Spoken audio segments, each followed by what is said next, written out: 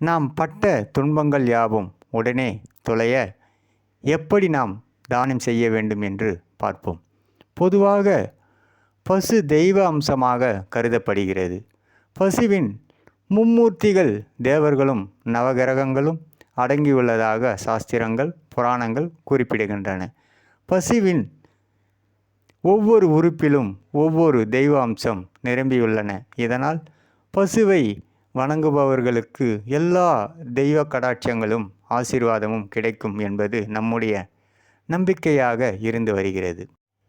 பசுவிற்கு தானம் செய்தால் பித்ரு தோஷம் தொலையும் என்பது சாஸ்திரங்கள் சொல்லும் மறைக்க முடியாத உண்மையாகும்.